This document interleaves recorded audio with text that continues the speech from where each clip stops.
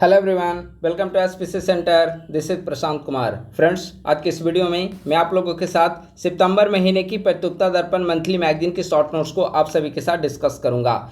अगर आप लोग नए हैं तो हमारे यूट्यूब चैनल को सब्सक्राइब कर लें और हमारे टेलीग्राम ग्रुप @ISPC सेंटर को आप लोग जरूर ज्वाइन करें। आप सभी जानते हैं कि टीम ISPC सेंटर के द्वारा प्रत्येक महीने की मंथली जो प्रतियोगिता दर्पण मैगजीन होती है उसका शॉर्ट नोट्स को हमारे यूट्यूब चैनल पर डिस्कस किया जाता है। तो आज इसी कड़ी के रूप में सितंबर महीने की मैगजीन की संक्षिप्त नोट्स को डिस्कस किया जाएगा। आगामी 71वीं बीपीएससी प्रीलिम्स के साथ साथ अन्य सभी प्रतियोगिता परीक्षाओं के लिए यह आज का जो सेशन है, आज का वीडियो है, काफ़ी मददगार साबित होगा। इसका पीडीएफ अगर आप लोग परचेज करना चाहते हैं तो 8375934036 या 9870564701 दो में से किसी भी एक नंबर पे कॉल या मैसेज करके इसके पीडीएफ, करंट अफेयर नोट्स आदि के लिए आप लोग संपर्क कर सकते हैं। तो आइए अब हम लोग इसका डिस्कशन प्रारंभ करते हैं। प्रतियोगिता दर्पण सितंबर मंथ का शॉर्ट नोट्स। पहला और सबसे महत्वपूर्ण पॉइंट है उपराष्ट्रपति जगदीप धनखड़ का इस्तीफा। आप सभी जानते हैं कि उपराष्ट्रपति जो कि भारत में राज्यसभा के सभापति भी होते हैं, तो उपराष्ट्रपति जगदीप धनखड़ ने 21 जुलाई 2025 ईस्वी को अपना इस्तीफा दे दिया, अपना त्यागपत्र दे दिया है। ठीक है, और अपने कार्यकाल के दौरान त्यागपत्र देने वाले ये तीसरे उपराष्ट्रपति थे। ठीक है, अन्य जो दो उपराष्ट्रपति हैं जिन्होंने अपने कार्यकाल के दौरान त्यागपत्र दिया, तो उनका त्यागपत्र देने का मुख्य वजह क्या था? तो राष्ट्रपति का चुनाव लड़ना उनका मुख्य वजह था और दोनों राष्ट्रपति के चुनाव में विजयी हुए थे। लेकिन जगदीप धनखड़ ने इस्तीफा क्यों दिया? तो इन्होंने स्वास्थ्य को इस्तीफा का मूल कारण बताया है। ठीक है, तो अपने कार्यकाल के दौरान त्यागपत्र देने वाले तीसरे उपराष्ट्रपति बने हैं जगदीप धनखड़। अन्य अगर देखा जाए उपराष्ट्रपति में तो बीवी गिरी ने जुलाई 1969 में अपना इस्तीफा दिया, आर वेंकटरमन ने जुलाई 1987 में अपना इस्तीफा दिया और जगदीप धनखड़ ने जुलाई 2025 में अपना इस्तीफा दिया। तो अपने कार्यकाल के दौरान त्यागपत्र देने वाले तीसरे उपराष्ट्रपति बने जगदीप धनखड़। 21 जुलाई 2025 ईस्वी को इन्होंने अपना इस्तीफा दिया था। उपराष्ट्रपति के पद पर इनका चयन जो है 2022 ईस्वी में किया गया था और इनका कार्यकाल जो है 10 अगस्त 2027 ईस्वी तक इनका कार्यकाल था। ठीक है, 2022 में ये निर्वाचित हुए थे और 2027 तक इनका कार्यकाल था। तो चूंकि अब उपराष्ट्रपति का इस्तीफा हो गया है और उपराष्ट्रपति के इस्तीफे को भी स्वीकार कर लिया गया है, तो ऐसी स्थिति में चुनाव आयोग के द्वारा नए उपराष्ट्रपति के चुनाव की भी घोषणा कर दी गई है। अधिसूचना 7 अगस्त 2025 ईस्वी को जारी कर दी गई है और 9 सितंबर 2025 ईस्वी को नए उपराष्ट्रपति का चुनाव किया जाएगा। ठीक है, तो उपराष्ट्रपति के बारे में संक्षिप्त जानकारी यहां पर हो गया। अब आपका मेन दायित्व क्या है कि उपराष्ट्रपति से संबंधित जो कुछ भी संवैधानिक प्रावधान हैं, जो कुछ भी आर्टिकल्स हैं, उसे आप लोग अच्छे तरीके से याद कर लें। जब उपराष्ट्रपति का इस्तीफा हुआ था तो हमारे टेलीग्राम ग्रुप पर उपराष्ट्रपति से संबंधित संवैधानिक प्रावधान को एक जगह बता दिया गया था। तो उम्मीद है कि आप लोग उसे लिख लिए होंगे और अगर आप लोग नए हैं तो हमारे टेलीग्राम ग्रुप @ISPC सेंटर को आप लोग जरूर ज्वाइन करें। तो यह हो गया यहाँ पे उपराष्ट्रपति के बारे में। अब अगले पॉइंट की ओर हम लोग बढ़ते हैं। हाल ही में भारत का पहला स्वदेशी गोताखोरी सहायता पोत INS निस्तार नौसेना में शामिल किया गया है। हिंदुस्तान शिपयार्ड लिमिटेड के द्वारा निर्मित है और 18 जुलाई को विशाखापत्तनम में इसे शामिल किया गया। ठीक है, तो भारत का पहला स्वदेशी गोताखोरी सहायता पोत का क्या नाम है? INS निस्तार, जिसे हाल ही में नौसेना में शामिल किया गया है। तो INS निस्तार का नाम काफी महत्वपूर्ण है, आप लोग याद रखेंगे। हो सकता है पूछा जाए बीपीएससी प्रीलिम्स में कि हाल ही में भारत का पहला स्वदेशी गोताखोरी सहायता पोत जिसे नौसेना में शामिल किया गया उसका क्या नाम है? तो आप क्या बताएंगे? INS निस्तार। कहां पे नौसेना में शामिल किया गया? विशाखापत्तनम में 18 जुलाई को शामिल किया गया। किसके द्वारा निर्मित किया गया है INS निस्तार को? तो हिंदुस्तान शिपयार्ड लिमिटेड के द्वारा। ठीक है, तो काफी महत्वपूर्ण है। अगला है, हाल ही में रूस निर्मित किस बहुउद्देशीय स्टील्थ फ्रिगेट को रूस के तटीय शहर कैलिनिनग्राद में भारतीय नौसेना को सौंपा गया? तो इसका नाम है INS तमाल। ठीक है, INS तमाल जो है रूस से प्राप्त किया गया तुसील श्रेणी का दूसरा स्टील्थ फ्रिगेट होने के साथ साथ भारतीय नौसेना में विदेशी स्रोत से शामिल किया जाने वाला अंतिम युद्धपोत भी है। ठीक है, तो आईएनएस तमाल का जो निर्माण किस श्रेणी का यह जहाज है, किस श्रेणी का स्टील्थ फ्रिगेट है, तो तुसील श्रेणी का है। ठीक है, आईएनएस तमाल इसका शुभंकर क्या है, द ग्रेट बियर्स इसका शुभंकर है, और इसका आदर्श वाक्य क्या है, सर्वदा सर्वत्र विजया इसका आदर्श वाक्य है। ठीक है, तो आप लोग याद रखेंगे आईएनएस तमाल कहां पर सौंपा गया, रूस के कालिनिनग्राद में भारतीय नौसेना को सौंपा गया है और रूस के सहयोग से इसका निर्माण किया गया है और विदेशी स्रोत से शामिल किया जाने वाला भारत का यह अंतिम युद्धपोत है। ठीक है, अगले पॉइंट पर हम लोग आते हैं। अगला पॉइंट है नई राष्ट्रीय खेल नीति की घोषणा। देखिए, भारत सरकार के द्वारा नई राष्ट्रीय खेल नीति को कैबिनेट के द्वारा 1 जुलाई 2025 ईस्वी को मंजूरी प्रदान की गई है। तो आप लोग याद रखेंगे, पूछा जा सकता है कि हाल ही में भारत सरकार के द्वारा या फिर मंत्रिमंडल के द्वारा, कैबिनेट के द्वारा नई राष्ट्रीय खेल नीति को मंजूरी कब प्रदान की गई, तो आप क्या बताएंगे, 1 जुलाई 2025 ईस्वी को। इस नीति ने 2001 की खेल नीति का स्थान लिया है, यानी कि 2001 के बाद डायरेक्ट 2025 ईस्वी में खेल नीति को लाया गया, और जो 2025 ईस्वी में राष्ट्रीय खेल नीति लाई गई है, इसने 2001 की खेल नीति का स्थान लिया है, 2001 की खेल नीति को रिप्लेस किया है। जो नई राष्ट्रीय खेल नीति है वह बेसिकली 5 स्तंभों पर आधारित है। कौन कौन से 5 स्तंभ हैं? पहला स्तंभ है वैश्विक मंच पर उत्कृष्टता, आर्थिक विकास के लिए खेल, सामाजिक विकास के लिए खेल, जन आंदोलन के रूप में खेल और शिक्षा के साथ एकीकरण। इन 5 स्तंभों पर आधारित नई राष्ट्रीय खेल नीति की मंजूरी 1 जुलाई 2025 ईस्वी को कैबिनेट के द्वारा प्रदान की गई, तो काफी महत्वपूर्ण है। अगला पॉइंट है मराठा सैन्य परिदृश्य यूनेस्को की विश्व विरासत सूची में शामिल किया गया, काफी महत्वपूर्ण है। ठीक है, मराठा सैन्य परिदृश्य यूनेस्को की विश्व विरासत सूची में शामिल हुआ। जो मराठा सैन्य परिदृश्य है, इसके तहत कुल 12 किले शामिल है मराठा सैन्य परिदृश्य, जिसे यूनेस्को की सूची में शामिल किया गया है। इनमें 11 जो किला है, 11 किला महाराष्ट्र में स्थित है और 1 किला जो है जिंजी का किला तमिलनाडु में स्थित है। तो टोटल 12 किलों से संबंधित है मराठा सैन्य परिदृश्य, जिसे हाल ही में यूनेस्को की विश्व विरासत सूची में शामिल किया गया है। और आप देखेंगे कि यह अब टोटल भारत में 44 ऐसे स्थल हो गए हैं जो यूनेस्को की विश्व विरासत सूची में शामिल है। ठीक है, ये सभी जो किले हैं, अभी हमने बताया 12 किले, 11 महाराष्ट्र में और 12वां जो है जिंजी का किला तमिलनाडु में स्थित है। ये सभी किले जो है 17वीं से 19वीं शताब्दी के मध्य निर्मित हैं। महाराष्ट्र में जो 11 किले हैं उनमें सालहेर का किला, शिवनेरी किला, लोहगढ़ दुर्ग, खंडेरी किला, रायगढ़, राजगढ़, प्रतापगढ़, सुवर्ण दुर्ग, पन्हाला, विजय दुर्ग व सिंधु दुर्ग किला, ये 11 किले महाराष्ट्र में स्थित हैं और तमिलनाडु में एकमात्र किला स्थित है जिंजी किला। तो ये कुल 12 किले जो हैं जिसे मराठा सैन्य परिदृश्य के तहत हाल ही में यूनेस्को की विश्व विरासत सूची में शामिल किया गया है। अब सवाल है कि जो विश्व विरासत सूची में हाल ही में शामिल किया गया, तो यूनेस्को की बैठक कहाँ पर संपन्न हुई थी? तो इन्हें शामिल करने का निर्णय यूनेस्को की विश्व धरोहर समिति की पेरिस में जुलाई 2025 में संपन्न 47वें सत्र की बैठक में लिया गया है। यूनेस्को की विश्व विरासत सूची में शामिल भारतीय धरोहरों या फिर भारतीय धरोहर स्थलों की कुल संख्या वर्तमान समय में 44 हो गई है। 44 में 36 जो स्थल हैं वे सांस्कृतिक दृष्टिकोण से महत्वपूर्ण हैं, 7 स्थल हैं प्राकृतिक रूप से महत्वपूर्ण हैं और 1 स्थल मिश्रित श्रेणी में आता है। तो टोटल जो है वह 44वां जो धरोहर बना है वह मराठा सैन्य परिदृश्य है। तो इसके बारे में संक्षिप्त जानकारी हमने आपको प्रदान किया, काफ़ी महत्वपूर्ण है, आप लोग इसे याद रखेंगे। स्पेशली दुर्ग की संख्या कितनी है, तमिलनाडु में कौन सा दुर्ग स्थित है, इन सभी चीज़ों का आपको याद रखना है। ठीक है, अगला पॉइंट है मझगांव डाक शिप बिल्डर्स के द्वारा निर्मित प्रोजेक्ट 17A का दूसरा स्टील्थ फ्रिगेट उदयगिरी नौसेना को सौंपा गया है। जो पहला स्टील्थ फ्रिगेट था उसका नाम था नीलगिरी, INS नीलगिरी, और दूसरा स्टील्थ फ्रिगेट है जिसे प्रोजेक्ट 17A के तहत मझगांव डाक शिप बिल्डर्स के द्वारा निर्मित किया गया है। तो दूसरा स्टील्थ फ्रिगेट का क्या नाम है? INS उदयगिरी, और पहले का नाम था INS नीलगिरी। तो इसे आप लोग याद रखेंगे। अगला है नमस्ते योजना के तहत विशेष कार्यक्रम का आयोजन लखनऊ में किया गया। ठीक है, तो अब आपको समझना है कि आखिर नमस्ते योजना है क्या।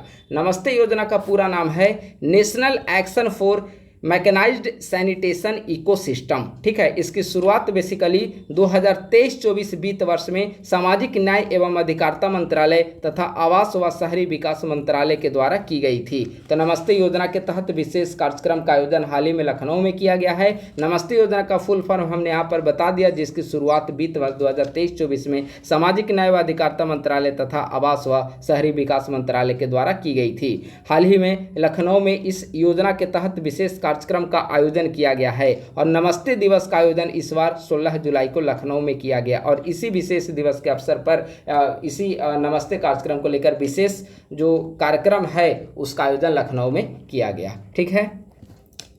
अब अगले पॉइंट की ओर हम लोग आते हैं। राज्यसभा हेतु 4 सदस्यों का मनोनयन किया गया, ठीक है। आप सभी जानते हैं कि राज्यसभा में टोटल कितने सदस्यों की संख्या होती है? 250। 250 में 238 सदस्य जो होते हैं वे निर्वाचित होते हैं और 12 सदस्य जो होते हैं 12 सदस्य वे होते हैं मनोनीत, ठीक है। तो इन्हीं 12 सदस्यों में से हाल ही में माननीय राष्ट्रपति के द्वारा 4 सदस्यों का मनोनयन किया गया और इन 4 सदस्यों के मनोनयन के साथ मनोनीत सदस्यों की कुल संख्या राज्यसभा में हो गई है 12। तो किन 4 नए सदस्यों का मनोनयन राज्यसभा में किया गया? मीनाक्षी लेखी, उज्ज्वल निकम, सदानंद मास्टर और हर्षवर्धन श्रृंगला। इन 4 सदस्यों का मनोनयन राज्यसभा में राष्ट्रपति के द्वारा किया गया है। अब कुछ महत्वपूर्ण फैक्ट्स है उसे समझिए।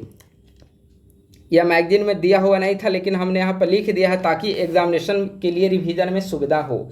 संविधान के article 18 clause 1 sub clause A के तहत राष्ट्रपति के द्वारा राज्यसभा में 12 सदस्य मनोनीत किए जाते हैं। ये जो मनोनीत किए जाएंगे 4 आधार पर मनोनीत किए जाएंगे। कौन कौन से 4 आधार? साहित्य, कला, विज्ञान और समाज सेवा। यानी कि इन 4 आधारों पर राष्ट्रपति के द्वारा राज्यसभा में 12 सदस्यों का मनोनयन संविधान के अनुच्छेद 80 क्लॉज 1 सब क्लॉज ए के तहत किया जाता है, ठीक है। अब अगला पॉइंट है कि राष्ट्रपति के द्वारा राज्यसभा में इन 4 आधारों पर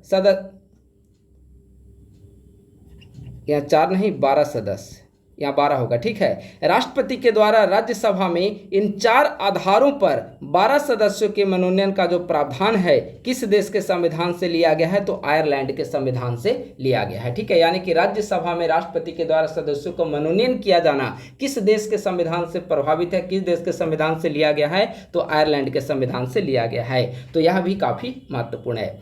इसका पीडीएफ आप लोग वीडियो को देखिए और इसका पीडीएफ रिवीजन के लिए अगर आप लोग परचेज करना चाहते हैं तो हमारे नंबर 8375934036 इस पे कॉल या मैसेज कर सकते हैं या फिर 9870564701 दो में से किसी भी नंबर पे कॉल या मैसेज करके आप लोग इसके पीडीएफ के बारे में विशेष जानकारी प्राप्त कर सकते हैं।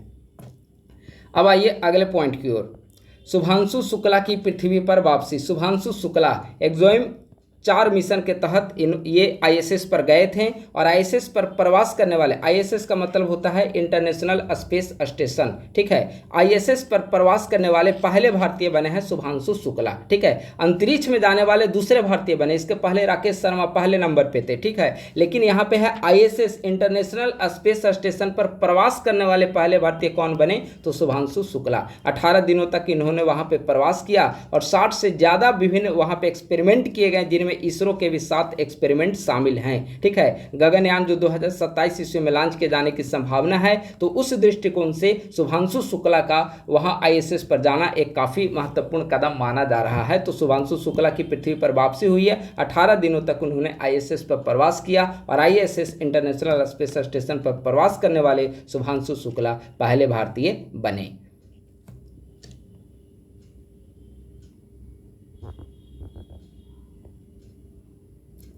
अगला पॉइंट है मुख्यमंत्री प्रतिज्ञा योजना। बिहार में इलेक्शन का समय चल रहा है और इसीलिए आप देखेंगे कि सरकार के द्वारा ताबड़तोड़ फैसले लिए जा रहे हैं। नए नए स्कीम को लॉन्च किया जा रहा है, पेंशन में वृद्धि की जा रही है, वेतन में बढ़ोतरी की जा रही है, वैकेंसीज का अनाउंसमेंट किया जा रहा है, ठीक है। उन्हीं में से एक है मुख्यमंत्री प्रतिज्ञा योजना जो कि बिहार सरकार के द्वारा लॉन्च की गई है 7 निश्चय पार्ट 2 के तहत। 7 निश्चय पार्ट 2 के तहत युवाओं को उन्नत कौशल, बेहतर रोजगार क्षमता व कैरियर संवर्धन हेतु मुख्यमंत्री प्रतिज्ञा योजना की शुरुआत की गई है। 1 जुलाई 2025 ईस्वी को बिहार कैबिनेट की मंजूरी भी प्रदान की गई है। इसके तहत प्रतिमाह इंटर्नशिप की राशि 12वीं उत्तीर्ण से लेकर स्नातकोत्तर उत्तीर्ण अभ्यर्थियों को प्रदान की जाएगी। 12वीं उत्तीर्ण छात्रों को 4,000 रुपये प्रतिमाह, ITI या डिप्लोमा धारकों को 5,000 रुपये प्रतिमाह और स्नातक या स्नातकोत्तर उत्तीर्ण अभ्यर्थियों को छात्रों को 6,000 रुपये प्रतिमाह की इंटर्नशिप सरकार के द्वारा प्रोवाइड की जाएगी। लाभार्थी की उम्र क्या होनी चाहिए? तो 18 से 28 वर्ष लाभार्थी की उम्र होनी चाहिए। सीएम प्रतिज्ञा योजना फुल फॉर्म जानना बहुत जरूरी है। तो सीएम प्रतिज्ञा, सीएम का मतलब हो गया चीफ मिनिस्टर और प्रतिज्ञा का मतलब हो गया promotion of readiness, awareness and technical insights for guiding youth advancement. CM Pratigya का फुल फॉर्म हो गया। ठीक है, तो 1 जुलाई 2025 ईस्वी को कैबिनेट के द्वारा बिहार में इसकी मंजूरी प्रदान की गई है। अगला है राज्य सफाई कर्मचारी आयोग का गठन। यह भी बिहार सरकार के द्वारा किया गया राज्य सफाई कर्मचारी आयोग का गठन। सीएम के द्वारा 27 जुलाई को इसकी घोषणा की गई। राज्य में सफाई कर्मचारियों के हितों की सुरक्षा के लिए राज्य सफाई कर्मचारी आयोग के गठन का निर्णय लिया गया है। इसकी संरचना क्या होगी? तो कुल 7 सदस्य होंगे। 7 सदस्यों में एक अध्यक्ष, एक उपाध्यक्ष प्लस 5 अन्य सदस्य होंगे। तो सदस्यों की कुल संख्या हो जाएगी 7। अगला है प्रधानमंत्री की 5 देशों की विदेश यात्रा, इंटरनेशनल सेक्शन। ठीक है, अंतर्राष्ट्रीय स्तर में पहला पॉइंट है प्रधानमंत्री की 5 देशों की विदेश यात्रा 2 से 9 जुलाई के बीच संपन्न हुई। 5 देश कौन कौन हैं? घाना, त्रिनिदाद और टोबैगो, अर्जेंटीना, ब्राजील और नामीबिया। एक एक करके हम लोग 5 देश का अध्ययन करेंगे। पहला है घाना। घाना की राजधानी कहाँ पर है? तो घाना की राजधानी है अकरा में। ठीक है, नेहरू व वाजपेयी के बाद किसी भारतीय प्रधानमंत्री की घाना यात्रा हुई है। 3 दशक के बाद भारतीय प्रधानमंत्री कहाँ गए? घाना में गए। घाना की राजधानी कहाँ पर है? अकरा। घाना के राष्ट्रीय सम्मान the officer of the order of the star of घाना से भारतीय प्रधानमंत्री को सम्मानित किया गया है। घाना की संसद के विशेष सत्र को संबोधित करने वाले पहले भारतीय प्रधानमंत्री नरेंद्र मोदी बने हैं। तो पहला विदेशी दौरा कहाँ पर था? घाना में। दूसरा विदेशी दौरा है त्रिनिदाद और टोबैगो। देखिए, जो त्रिनिदाद और टोबैगो है, इनके जो वर्तमान समय में प्रधानमंत्री हैं कमला प्रसाद विशेषर, इनके पूर्वज बिहारी मूल के थे। ठीक है, तो वहां की राजधानी कहाँ है? त्रिनिदाद और टोबैगो की राजधानी कहाँ है? पोर्ट ऑफ स्पेन त्रिनिदाद और टोबैगो की राजधानी है। वहाँ की संसद को रेड हाउस, वहाँ की संसद का नाम है। प्रधानमंत्री का नाम है कमला प्रसाद विशेषर, जो कि बिहार मूल के थे। वहाँ पर भी भारतीय प्रधानमंत्री को त्रिनिदाद और टोबैगो का सर्वोच्च राष्ट्रीय पुरस्कार the order of the Republic of Trinidad and Tobago से सम्मानित किया गया। श्री मोदी इस पुरस्कार से सम्मानित किए जाने वाले पहले विदेशी नेता हैं। ठीक है, तो इस अवार्ड की महत्ता को आप लोग समझिए। श्री मोदी जो हैं त्रिनिदाद और टोबैगो के सर्वोच्च सम्मान जो है उससे सम्मानित किए जाने वाले पहले विदेशी नेता बने हैं। अगला देश है अर्जेंटीना। अर्जेंटीना की राजधानी कहाँ पर है?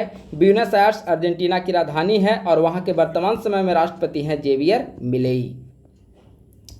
अर्जेंटीना के बाद ब्राज़ील का दौरा हुआ। ब्राज़ील के दौरा होने का इनका मुख्य वजह क्या था कि ब्राज़ील में 17वीं जो ब्रिक्स समिट है, 17वीं ब्रिक्स सम्मेलन का आयोजन कहाँ पर किया जा रहा है? ब्राज़ील में 6 से 7 जुलाई के बीच में संपन्न हुआ। ब्राज़ील की राजधानी कहाँ पर है? ब्रासिलिया। इससे 17वीं ब्रिक्स समिट के बारे में हम लोग अलग से भी डिस्कस करेंगे। Grand Collar of the National Order of the Southern Cross से भारतीय प्रधानमंत्री को सम्मानित किया गया। यानी कि आप देखेंगे कि घाना में भारतीय प्रधानमंत्री का दौरा हुआ, वहाँ भी सर्वोच्च सम्मान से सम्मानित किया गया। त्रिनिदाद और टोबैगो में भी। अब आइए ब्राजील में भी Grand Collar of the National Order of the Southern Cross से भारतीय प्रधानमंत्री को सम्मानित किया गया। अगला देश है जिसका दौरा भारतीय प्रधानमंत्री के द्वारा किया गया, वह है नामीबिया। नामीबिया की राजधानी कहाँ पर है? विंडहोक नामीबिया की राजधानी है। वहाँ के नए राष्ट्रपति कौन बनाए गए? नेटुम्बो नंदी नदैतोवा वहाँ के नए राष्ट्रपति बनाए गए हैं। यूपीआई तकनीक अपनाने के लिए लाइसेंसिंग समझौते पर हस्ताक्षर करने वाला पहला देश कौन बना है? तो नामीबिया पहला देश बना है। वहाँ के सर्वोच्च नागरिक सम्मान order of the most ancient बेल्विस्टिया मिराबिलिस से भारतीय प्रधानमंत्री को सम्मानित किया गया। ठीक है, अब आइए 17वां ब्रिक्स समिट। तो यह था विदेशी दौरा 2 से 9 जुलाई के बीच में। इसी बीच में 6 से 7 जुलाई जब भारतीय प्रधानमंत्री का ब्राजील दौरा संपन्न हुआ तो वहां पर 17वां ब्रिक्स सम्मेलन का आयोजन किया जाना था और उसमें एक प्रतिभागी के रूप में भारतीय प्रधानमंत्री का दौरा हुआ। हालांकि द्विपक्षीय वार्ता भी ब्राजील के साथ संपन्न की गई। तो 17वां ब्रिक्स सम्मेलन, इसका आयोजन कहाँ पर किया गया? ब्राजील, रियो डी जेनेरो में। अगला जो 18वां ब्रिक्स सम्मेलन होगा उसका आयोजन 2026 ईस्वी में भारत में किया जाएगा। ठीक है, तो 17वां ब्रिक्स सम्मेलन का थीम क्या है? Strengthening global south cooperation for a more inclusive and sustainable governance 17वां ब्रिक्स सम्मेलन का थीम था। पहला ब्रिक्स सम्मेलन का आयोजन 2009 में रूस के येकातेरिनबर्ग में किया गया था। इसकी वैश्विक भागीदारी अगर देखा जाए तो विश्व की आबादी का 48.5% जनसंख्या ब्रिक्स के पास है। क्षेत्रफल का 36% भूभाग ब्रिक्स के पास है। विश्व की 39%, कुल जीडीपी का 39% ब्रिक्स देशों की हिस्सेदारी है और कुल वैश्विक व्यापार में 24% हिस्सेदारी ब्रिक्स ऑर्गेनाइजेशन का है। तो ब्रिक्स की महत्ता को आप लोग समझ सकते हैं। 17वां ब्रिक्स सम्मेलन ब्राजील के रियो डी जेनेरो में 6 से 7 जुलाई 2025 के बीच और 18वां ब्रिक्स सम्मेलन का आयोजन 2026 में भारत में संपन्न होगा।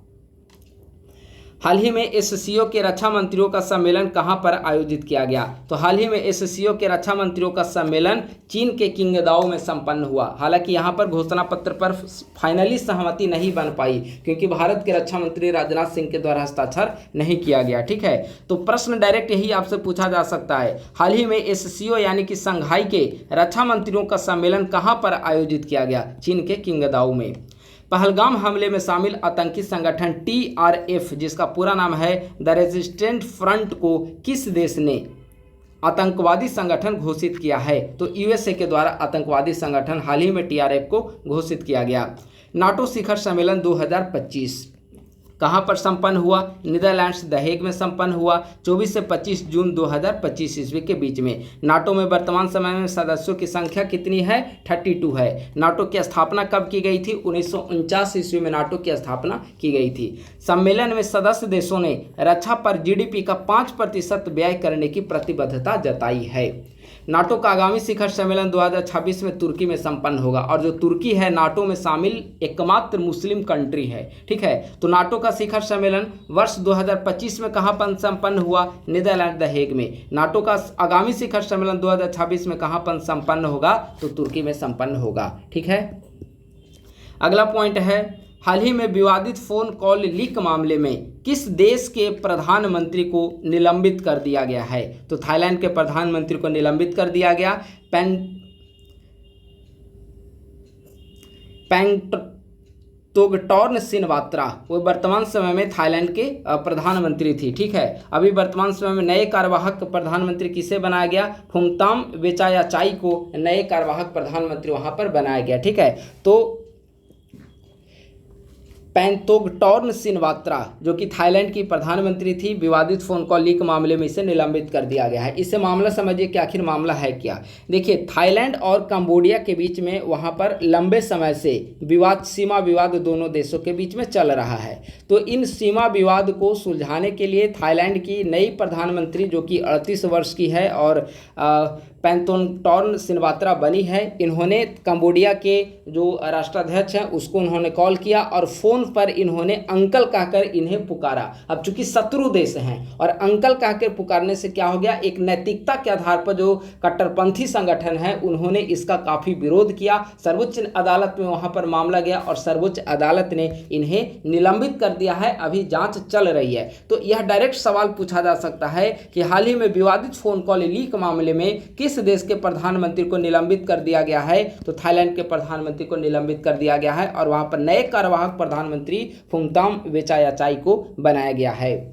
यूएसए ने एक बार पुनः यूनेस्को की सदस्यता छोड़ने की घोषणा की है। यह निर्णय 31 दिसंबर 2026 ईस्वी से प्रभावी होगा। यानी कि यूएसए यूनेस्को छोड़ा है, इसका यह जो प्रभावी होगा घोषणा 31 दिसंबर 2026 ईस्वी से। अगला है ग्लोबल पासपोर्ट रैंकिंग 2025, जो हाल ही में जुलाई की जो रिपोर्ट है इसके अनुसार जो हेनले पासपोर्ट इंडेक्स आता है, global passport ranking Henley and Partners के द्वारा जारी की जाती है। पहले स्थान पे सिंगापुर है और दूसरे स्थान पे जापान और दक्षिण कोरिया शामिल है। भारत को इस बार 77वां स्थान पे रखा गया है। इसके पहले जब जनवरी में इंडेक्स जारी किया गया था तो भारत को 85वें स्थान पे रखा गया था, लेकिन अभी जो जुलाई में, वर्ष में 2 बार इंडेक्स जारी होती है ग्लोबल पासपोर्ट इंडेक्स। ठीक है, तो जुलाई में जो इंडेक्स जारी किया गया है यानी नवीनतम रिपोर्ट के अनुसार भारत 77वें स्थान पर काबिज है। सबसे नीचे 99वां स्थान पे अफगानिस्तान को रखा गया है। आरबीआई के अनुसार मार्च 2025 के अंत में भारत पर कुल विदेशी ऋण कितना है। ठीक है, तो मार्च 2025 के अंत में भारत पर कुल विदेशी ऋण 736.3 अरब डॉलर का था, जिनमें पिछले वर्ष की तुलना में 10.1% की वृद्धि हुई है, यानी कि 67.5 अरब डॉलर की वृद्धि हुई है। ठीक है, तो मार्च 2025 के अंत में भारत पर कुल विदेशी ऋण कितना है, 736.3 अरब डॉलर का है। भारत पर कुल विदेशी ऋण भारत के जीडीपी का 19.1% है। जून 2025 में उपभोक्ता मूल्य सूचकांक आधारित मुद्रास्फीति 6.5 वर्ष के निम्नतम स्तर पर रहा है। यह महत्वपूर्ण है मंथ का नाम। ठीक है, अक्सर पूछ लिया जाता है कि किस महीने में उपभोक्ता मूल्य सूचकांक आधारित मुद्रास्फीति न्यूनतम देखने को मिली है विगत 5 वर्षों के दौरान, तो आप क्या बताएंगे, जून 2025 में। ठीक है, 2.10% मुद्रास्फीति दर रही है। ग्रामीण मुद्रास्फीति इस दौरान 1.72% और शहरी मुद्रास्फीति 2.56% देखने को मिली है, तो यह काफ़ी महत्वपूर्ण है। अगला है नव्या कार्यक्रम। नव्या कार्यक्रम, इसकी घोषणा हाल ही में सरकार के द्वारा की गई है। नव्या कार्यक्रम का पूरा नाम क्या है, nursing aspirations through vocational training for young adolescent girls. ठीक है, जो 16 से 18 वर्ष की किशोरी हैं, बालिकाएं हैं, उनका व्यावसायिक प्रशिक्षण के लिए हाल ही में सरकार के द्वारा, केंद्र सरकार के द्वारा नव्या कार्यक्रम की घोषणा की गई है। इसका फुल फॉर्म यहाँ पर लिखा हुआ है। इसकी शुरुआत 24 जून 2025 ईस्वी को कौशल विकास मंत्रालय तथा महिला व बाल विकास मंत्रालय के द्वारा यूपी के सोनभद्र जिले से की गई, तो काफ़ी महत्वपूर्ण है नव्या कार्यक्रम। नव्या कार्यक्रम की शुरुआत 24 जून 2025 ईस्वी को 2 मंत्रालय के द्वारा, क्यों, क्योंकि महिला व बाल विकास मंत्रालय चूंकि यह लड़कियों के लिए है, और कौशल विकास मंत्रालय क्योंकि इसमें बालिकाओं का व्यावसायिक प्रशिक्षण देने की चर्चा की गई है। इसमें 16 से 18 वर्ष की लड़कियों को शामिल किया जाएगा, जिसकी शुरुआत यूपी के सोनभद्र जिले से 24 जून 2025 ईस्वी को की गई है। इसका फुल फॉर्म इंपॉर्टेंट है, आप लोग याद रखेंगे। ठीक है, पायलट पहल के रूप में यह कार्यक्रम 27 जिलों में लागू किया गया है। अगला है प्रधानमंत्री विकसित भारत रोजगार योजना। ठीक है, इसके पहले आप देखेंगे तो रोजगार से संबद्ध पीएलआई योजना जो था, प्रोत्साहन योजना, उसी को अब प्रधानमंत्री विकसित भारत रोजगार योजना ट्रांसफॉर्म करके नाम दिया गया है। तो प्रधानमंत्री विकसित भारत रोजगार योजना 1 अगस्त 2025 ईस्वी से इसे लागू किया गया है, और इसका लक्ष्य जो है 99,446 करोड़ रुपए के परिव्यय के साथ आगामी 2 वर्षों में 3.5 करोड़ से अधिक रोजगार का सृजन करना प्रधानमंत्री विकसित भारत रोजगार योजना का मुख्य लक्ष्य है। अगला है प्रधानमंत्री धन्य धान कृषि योजना को कैबिनेट की मंजूरी मिली है। इस बार का जो बजट था 2025-26 का, तो बजट के दौरान भारत के माननीय वित्त मंत्री निर्मला सीतारमण के द्वारा इसकी घोषणा की गई थी, प्रधानमंत्री धन्य धान कृषि योजना, और 16 जुलाई 2025 ईस्वी को कैबिनेट की मंजूरी भी प्रदान की गई। और मंजूरी प्रदान करते हुए यह कहा गया है कि आगामी 6 वित्तीय वर्षों के लिए प्रधानमंत्री धन्य धान कृषि योजना को इम्प्लीमेंट किया जाता है। तो वित्त वर्ष 2025-26 से 100 जिलों में इसे लागू किया जाएगा। अब आपके मन में सवाल आ रहा होगा कि आखिर ये 100 जिले किस आधार पर चयनित किए जाएंगे। तो आकांक्षी जिला कार्यक्रम के तहत जो भी जिले शामिल हैं, उनमें 3 आधार इसका चयन का आधार होगा। जिलों का चयन का आधार 3 आधार होगा। पहला कम उत्पादकता, दूसरा कम फसल सघनता, और तीसरा अल्प ऋण वितरण। और कोशिश होगी कि प्रत्येक राज्य से न्यूनतम 1 जिले का चयन हो। ऐसा नहीं कि जब 100 जिला है उसमें 2-3 स्टेट को मिलाकर 100 जिले पूरा कर दिया जाए, नहीं, न्यूनतम प्रत्येक राज्य से न्यूनतम 1 जिले को तो शामिल किया ही जाएगा। और जिले के चयन का आधार ये 3 प्राथमिकताएं होंगी। ठीक है, इस स्कीम का क्या उद्देश्य है, जिसे 16 जुलाई 2025 को कैबिनेट की मंजूरी मिली। तो इसका उद्देश्य है कृषिगत उत्पादन एवं उत्पादकता में वृद्धि करना, फसल विविधीकरण को बढ़ावा देना तथा अन्न भंडारण में भी वृद्धि करना। वार्षिक खर्च इस पे कितना अनुमानित है, 24,000 करोड़ रुपया वार्षिक खर्च किया जाएगा, और इसे 100 जिलों में लागू किया जाएगा। काफ़ी महत्वपूर्ण स्कीम है इस बार आगामी एग्जामिनेशन की दृष्टिकोण से। अगला पॉइंट है एशियाई विकास बैंक एडीबी ने वित्त वर्ष 25-26 में भारत में वृद्धि दर का अनुमान लगाया है 6.5%। भारत और ब्रिटेन के मध्य व्यापार समझौते पर हस्ताक्षर 24 जुलाई 2025 ईस्वी को हस्ताक्षर हुआ, जब भारतीय प्रधानमंत्री का ब्रिटेन दौरा संपन्न हुआ। इस समझौते को व्यापक आर्थिक एवं व्यापार समझौता CETA comprehensive economic and trade agreement के रूप में जाना जाता है।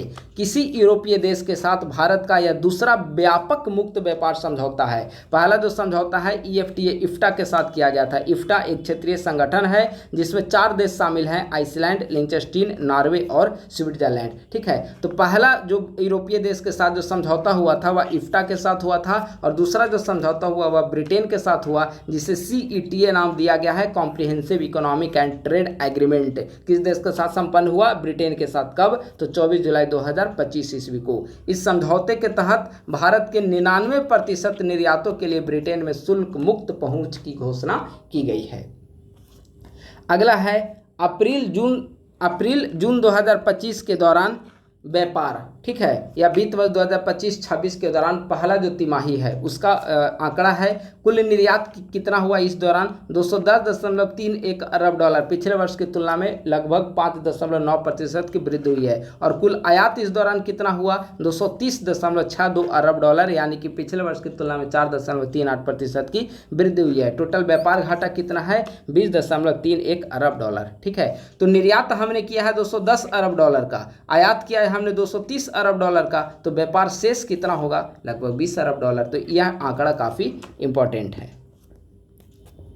अगला है फुल फॉर्म ऑफ SIR। आपने डेली न्यूज़पेपर में आप पढ़ रहे होंगे कि SIR को लेकर सर्वोच्च न्यायालय में मामला चल रहा है, विपक्ष के द्वारा लगातार सवाल उठाए जा रहे हैं, चुनाव आयोग के द्वारा डेटा जारी किया जा रहा है। तो मन में सवाल आ रहा होगा कि आखिर SIR है क्या? हिंदी में तो विशेष पुनरीक्षण कार्यक्रम हर कोई हिंदी में जान रहा है। ठीक है, लेकिन इंग्लिश फुल फॉर्म क्या है? तो स्पेशल इंटेंसिव रिवीजन। ठीक है, बिहार में 1 जुलाई 2025 ईस्वी से इसे प्रारंभ किया गया है चुनाव आयोग के द्वारा। अब आइए प्रमुख नियुक्तियां में सबसे पहले विभिन्न राज्यों में नए राज्यपाल की नियुक्ति की गई है। उनमें हरियाणा में असीम कुमार घोष नए राज्यपाल बने। गोवा के नए राज्यपाल कौन बने हैं? अशोक गजपति राजू गोवा के नए राज्यपाल बने। और लद्दाख में लेफ्टिनेंट कौन बनाए गए? कविंद्र कुमार गुप्ता वहाँ के नए राज्यपाल, लेफ्टिनेंट गवर्नर जो भी है वो बनाए गए। ठीक है, तो हरियाणा के नए राज्यपाल बने असीम कुमार घोष, गोवा में अशोक गजपति राजू और लद्दाख में कविंद्र कुमार गुप्ता।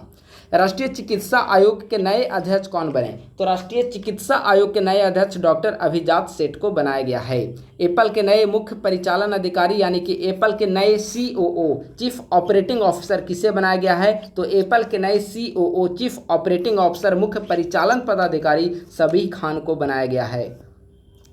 HUL यानी कि हिंदुस्तान यूनिलीवर लिमिटेड की पहली महिला CEO एवं MD कौन बनाई गई? प्रिया नायर। राव के नए प्रमुख कौन बने? Parag Jain. RPF railway protection force की पहली महिला महानिदेशक कौन बनी? सोनाली मिश्र। LIC के नए MD मैनेजिंग डायरेक्टर एवं चीफ एग्जीक्यूटिव ऑफिसर कौन बनाए गए हैं? R दोराईस्वामी। और इरडा के नए चेयरमैन कौन बने हैं? अजय सेठ इरडा के नए चेयरमैन बनाए गए। अब आइए अवार्ड। साहित्य अकादमी बाल साहित्य पुरस्कार 2025। हिंदी के लिए साहित्य अकादमी बाल साहित्य पुरस्कार किसे दिया गया? सुशील शुक्ला को 1/12 के लिए। अंग्रेजी के लिए हिंदी साहित्य अकादमी बाल साहित्य पुरस्कार किसे अंग्रेजी के लिए दिया गया? नितिन कुशलपा को South Indian myths and fables retold के लिए। ठीक है, तो हो गया यहाँ पे साहित्य अकादमी बाल साहित्य पुरस्कार 2025। अब आइए साहित्य अकादमी युवा पुरस्कार 2025। तो हिंदी के लिए दिया गया है पार्वती तिर्की को, फिर उगना के लिए, और अंग्रेजी के लिए साहित्य अकादमी युवा पुरस्कार दिया गया है अद्वैत कोठारी को, Siddharth the boy who became the Buddha के लिए। महाराष्ट्र की वर्षा देशपांडे को लैंगिक समानता के लिए 2025 का संयुक्त राष्ट्र जनसंख्या पुरस्कार प्रदान किया गया है व्यक्तिगत श्रेणी में। और संस्थागत श्रेणी में संयुक्त राष्ट्र जनसंख्या पुरस्कार फ्रांस स्थित international union of the scientific study of population IUSSP को प्रदान किया गया है। तो यह काफ़ी महत्वपूर्ण है क्योंकि यह भारत से संबंधित है। तो संयुक्त राष्ट्र जनसंख्या पुरस्कार 2025 व्यक्तिगत श्रेणी में किसे दिया गया? महाराष्ट्र की वर्षा देशपांडे को लैंगिक समानता के लिए। और संस्थागत श्रेणी में फ्रांस स्थित IUSSP international union of the scientific study of population को दिया गया है। तो हो गया संयुक्त राष्ट्र जनसंख्या पुरस्कार 2025। यह जनसंख्या दिवस 11 जुलाई के दिन दिया गया है। अब आइए स्वच्छ सर्वेक्षण 2024-25 का अवार्ड 9वें संस्करण जारी किया गया, जिसका थीम क्या था? RRR। ठीक है, रिड्यूस, रीयूज एंड रिसाइकल। कई सारे श्रेणियों में यह अवार्ड दिया गया है, जिनमें हम लोग 3-4 श्रेणी को हम लोग यहाँ पर देखेंगे। बाकी अगर आप लोग हमारे ग्रुप से जुड़े होंगे तो जब अवार्ड की घोषणा हुई थी तो हमने पेड ग्रुप में भी और जो पब्लिक ग्रुप है वहाँ पर भी हमने इसके बारे में सूचना दिया था। सुपर स्वच्छ लीग शहर 10 लाख से अधिक आबादी वाले में पहले नंबर पे इंदौर, दूसरे नंबर पे सूरत और तीसरे नंबर पे नवी मुंबई है। 3 से 10 लाख आबादी की श्रेणी में पहले नंबर पे नोएडा, दूसरे नंबर पे चंडीगढ़ और तीसरे नंबर पे मैसूर है। स्वच्छ शहर श्रेणी अगर देखा जाए, अलग अलग श्रेणी है। यहाँ पे सुपर स्वच्छ लीग शहर और यह है स्वच्छ शहर श्रेणी। इसमें 10 लाख से अधिक आबादी वाले में अहमदाबाद, भोपाल और लखनऊ क्रमशः 3 सिटी है और 3 से 10 लाख की आबादी में मीरा भाईंदर जो कि महाराष्ट्र में स्थित है, बिलासपुर और जमशेदपुर क्रमशः 3 सिटी है। सर्वश्रेष्ठ गंगा शहर का अवार्ड प्रयागराज को और सर्वश्रेष्ठ छावनी बोर्ड का अवार्ड दिया गया है सिकंदराबाद को।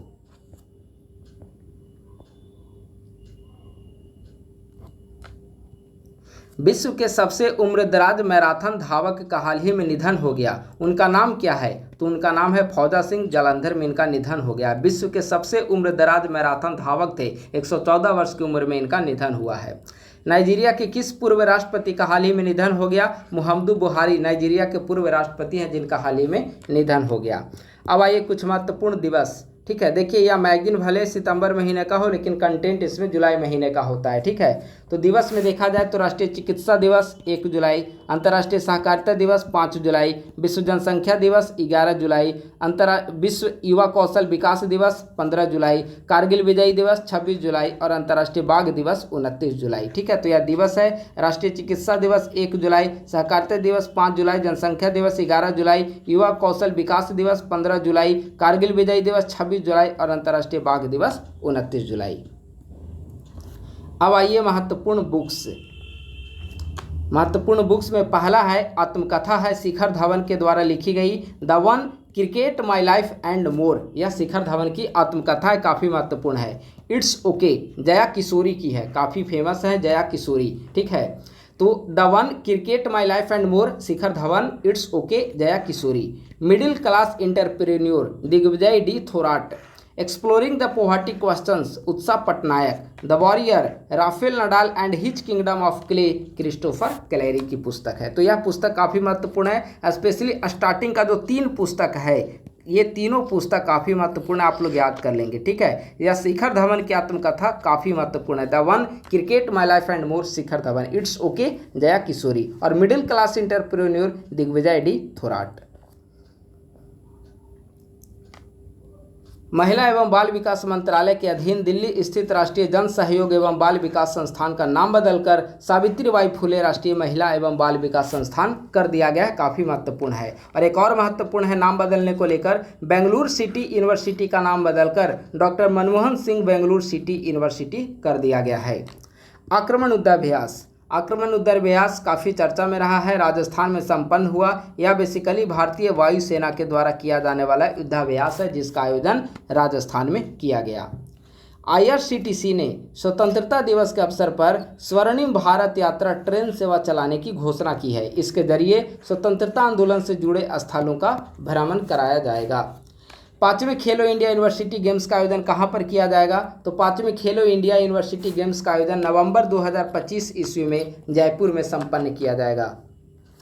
सुधांशु मित्तल अखिल भारतीय खो खो महासंघ के नए अध्यक्ष पुनर्निर्वाचित हुए हैं। ठीक है, अखिल भारतीय खो खो संघ के नए अध्यक्ष पुनर्निर्वाचित हुए सुधांशु मित्तल।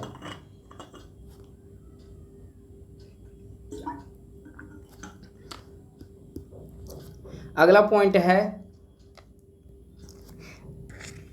दिव्या देशमुख, महिलाओं का फीडे विश्व कप जीतने वाली पहली भारतीय महिला बनी है दिव्या देशमुख। इन्होंने कोनेरू हम्पी को हराया है और इसी के साथ ग्रैंड मास्टर का खिताब जीतने वाली चौथी भारतीय महिला ग्रैंड मास्टर भी बनी है। ठीक है, तो आपसे सवाल पूछा जा सकता है कि महिलाओं का फीडे विश्व कप जीतने वाली पहली भारतीय महिला कौन बनी? तो दिव्या देशमुख उप विजेता यानी कि किसे हराया? कोनेरू हम्पी को। और चौथी भारतीय महिला ग्रैंड मास्टर भी बनी है दिव्या देशमुख। विंबलडन टेनिस 2025 पुरुष एकल का खिताब विजेता में यानिक सिनर इटली और उप विजेता में कार्लोस अल्कराज। महिला एकल का खिताब विजेता ईगा स्वियाटेक और उप विजेता अमांडा अनिसिमोवा। ठीक है, भारत की युवा बैडमिंटन खिलाड़ी आयुष शेट्टी ने यूएसए आयोवा में आयोजित यूएस ओपन सुपर 300 में पुरुष वर्ग का एकल खिताब जीता है। आयुष शेट्टी स्मृति मंधाना क्रिकेट के तीनों प्रारूप में शतक बनाने वाली भारत की पहली महिला क्रिकेटर बनी है। ठीक है, क्रिकेट के तीनों प्रारूप में शतक बनाने वाली भारत की पहली महिला क्रिकेटर कौन बनी? स्मृति मंधाना। संजोग गुप्ता आईसीसी के नए सीईओ नियुक्त किए गए हैं। काफ़ी महत्वपूर्ण है, आईसीसी के नए सीईओ जेफ एलार्डिस के स्थान पर संजोग गुप्ता को बनाया गया। तो आईसीसी के नए सीईओ कौन बने हैं? संजोग गुप्ता। पुरुष खिलाड़ियों की फीफा रैंकिंग में भारत 133वें स्थान पर है। पहले स्थान पर है अर्जेंटीना। हाल ही में किस राज्य ने भारत की पहली जनजातीय जीनोम परियोजना शुरू की है? तो गुजरात के द्वारा। अभी हमने परीक्षा मंथन मैगजीन का शॉर्ट नोट डिस्कस किया था, उसमें भी इसे भी मेंशन किया था। हाल ही में किस राज्य ने भारत की पहली जनजातीय जीनोम परियोजना की शुरुआत की है? गुजरात राज्य ने। हाल ही में किस राज्य ने अपने पहले त्वचा बैंक की शुरुआत की है? अपने पहले त्वचा बैंक की शुरुआत हाल ही में किस राज्य ने की है? तो केरल ने, तिरुवनंतपुरम मेडिकल कॉलेज में। भारत ने पहला अंतर्राष्ट्रीय स्तर पर मान्यता प्राप्त अश्व रोग मुक्त कक्ष कहाँ पे स्थापित किया है? तो मेरठ में स्थापित किया है।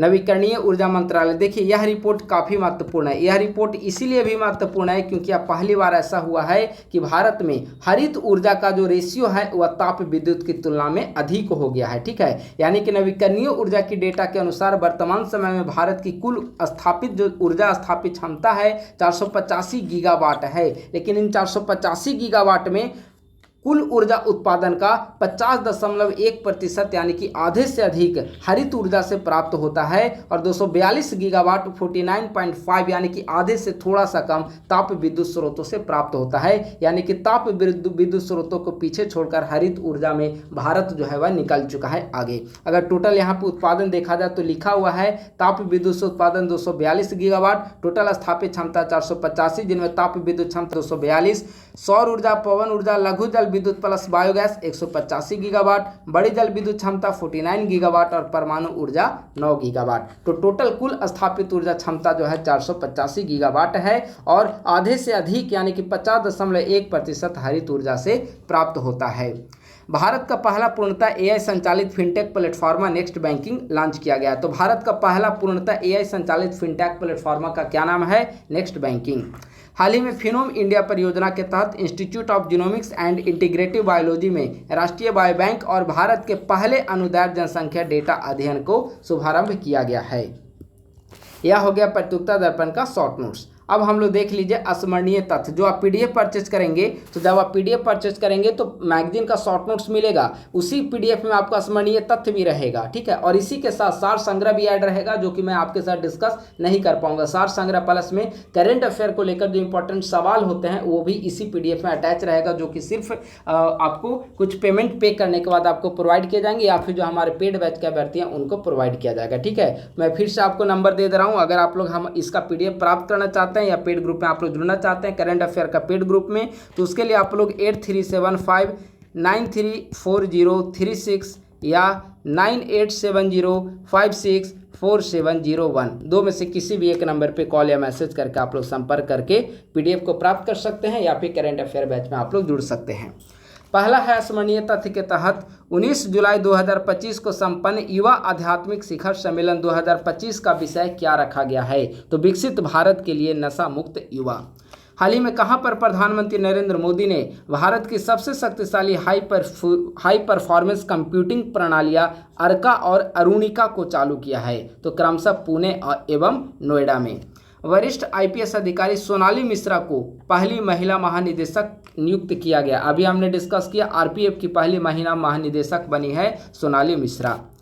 सेवानिवृत्त वैज्ञानिकों की विशेषज्ञता का लाभ उठाने के लिए अनुसंधान राष्ट्रीय अनुसंधान फाउंडेशन ने किस योजना की घोषणा की है? तो प्रधानमंत्री प्रोफेसरशिप योजना की घोषणा की है।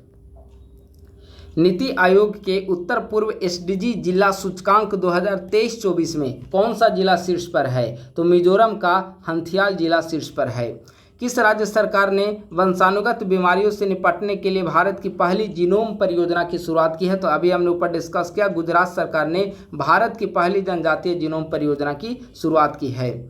खगोलीय पर्यटन को बढ़ावा देने के लिए 27-28 जून 2025 में कहां पहली बार एस्ट्रो टूरिज्म फेस्टिवल का आयोजन किया गया? लद्दाख में। डीआरडीओ ने किसके साथ मिलकर भारत का पहला स्वदेशी carbon fibre foot prosthesis launch किया है? तो डीआरडीओ ने एम्स बीबी नगर के साथ मिलकर भारत का पहला स्वदेशी कार्बन फाइबर फुट प्रोस्थेसिस को लॉन्च किया है। हाल ही में कहां पर गार्सिनिया प्रजाति की खोज की गई है, जिसका नाम जतेंद्र शर्मा की मां कुसुम देवी के सम्मान में गार्सिनिया कुसुमाए रखा गया है? तो असम में खोज की गई है। ठीक है, यह एक वृक्ष की प्रजाति है। हाल ही में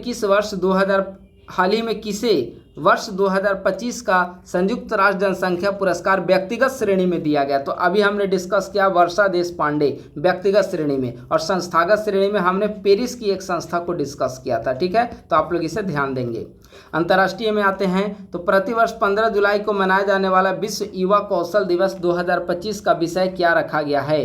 तो आई और डिजिटल कौशल के माध्यम से युवा सशक्तिकरण इस बार का मेन थीम रखा गया है। हाल ही में संयुक्त राष्ट्र महासभा ने किस दिन को अंतर्राष्ट्रीय चंद्र दिवस के मनाए जाने की घोषणा की है? तो महासभा के द्वारा 20 जुलाई को अंतर्राष्ट्रीय चंद्र दिवस के रूप में मनाया जाएगा। 20 जुलाई को क्यों? क्योंकि 20 जुलाई 1969 को नील आर्मस्ट्रांग चंद्रमा पर उतरे थे अपोलो 11 मिशन के तहत। ठीक है, हाल ही में यूलिया स्विरिडेंको को किस देश की प्रधानमंत्री बनाया गया है? तो यूक्रेन के नए प्रधानमंत्री बनाया गया। ठीक है, और यूक्रेन की पहली महिला प्रधानमंत्री नियुक्त हुई है। ठीक है, अमेजन क्षेत्र का वह पहला देश जिसे WHO ने मलेरिया मुक्त प्रमाणन प्रदान किया है? तो अमेजन क्षेत्र का पहला देश बना है सूरीनाम। ठीक है, जिसे WHO ने मलेरिया मुक्त प्रमाणन WHO के द्वारा प्रदान किया गया है। 1 जुलाई 2025 को अमेरिका में संपन्न क्वाड देशों ने खनिज आपूर्ति श्रृंखला को सुरक्षित करने के लिए किस नई पहल की शुरुआत की है? क्वाड क्रिटिकल मिनरल्स इनिशिएटिव की। काफ़ी महत्वपूर्ण है। क्वाड देशों ने खनिज आपूर्ति श्रृंखला को सुरक्षित करने के लिए क्वाड क्रिटिकल मिनरल्स इनिशिएटिव की शुरुआत 1 जुलाई 2025 ईस्वी को की है। 23 जून से 13 जुलाई 2025 के बीच में संपन्न विंबलडन टेनिस 2025 का पुरुष और एकल महिला का खिताब किसने जीता? अभी हमने खेल में ऊपर डिस्कस किया। पुरुष एकल का खिताब यानिक सिनर इटली और महिला एकल का खिताब इगा स्वियाटेक को ने जीता है। ठीक है, किस देश ने अमेरिका को 2-1 से हराकर रिकॉर्ड 10वां गोल्ड कप खिताब जीता है? तो मैक्सिको। हाल ही में कौन सा देश अंतर्राष्ट्रीय आपराधिक न्यायालय की स्थापना करने वाली रोम संविधि का 125वां पक्षकार राष्ट्र बना है? यूक्रेन। हाल ही में फ्रांस ने किसे अधिक स्वायत्तता देने के लिए एक समझौते की घोषणा की है? तो फ्रांस ने न्यू कैलेडोनिया को अधिक स्वायत्तता देने के लिए एक समझौते की घोषणा की है। ESA यूरोपीय स्पेस एजेंसी और यूनाइटेड किंगडम की फ्रेजर नैश ने किस परियोजना की शुरुआत की है जिसका उद्देश्य हाइपरसोनिक तकनीकों का विकास करना है? तो परियोजना का नाम है इनविक्टस। ठीक है, तो इसे आप लोग याद रखेंगे।